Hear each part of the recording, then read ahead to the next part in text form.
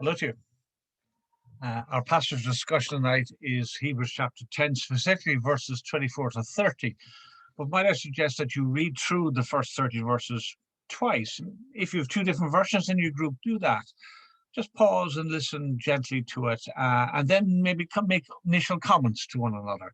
So pause and do that now, will you? Thank you. My opening comment was how Jesus was approached by the Jewish leaders in the Solomon's colonnade. So how long do you intend to annoy us?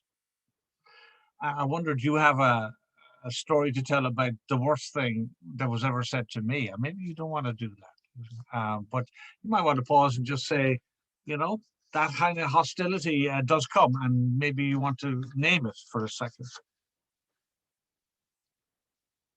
Now, the key verse for me in this chapter passage was verse 26, but you do not believe because you are not my sheep. And this image of sheep and Jesus being the good shepherd, maybe you'd want to pause and just discuss this.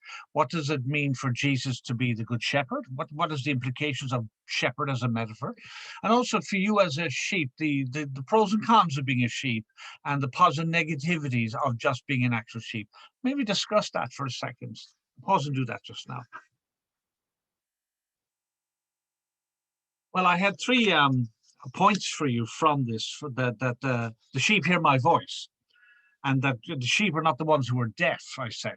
And so for us in the world that we live in today, this issue of fake news and truth and knowing truth and being looked upon as odd because we look to our Bibles and we go there for truth.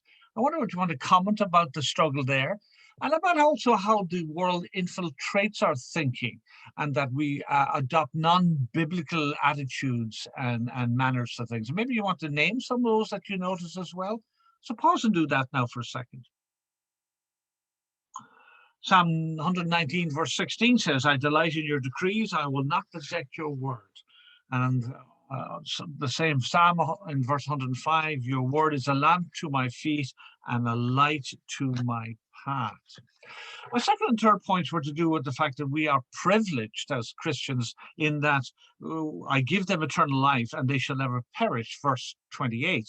And of course, going with that was the idea that those of the Father's give me, I will never lose, and no one can snatch them from my Father's hands. The second half of verse 28, verse 29. Do you want to discuss that for a second? The idea that of eternal security and what that means to you, and the certainty of it. Does it make you happier? But also this issue of the Calvinistic Arminian tension, if you understand that once I become a Christian, I could lose my salvation. Have you discussed that at all? Are you a believer and once saved, always saved? Or do you view that you could lose your salvation? Maybe discuss that in light of verses 28 and 29. Do that now.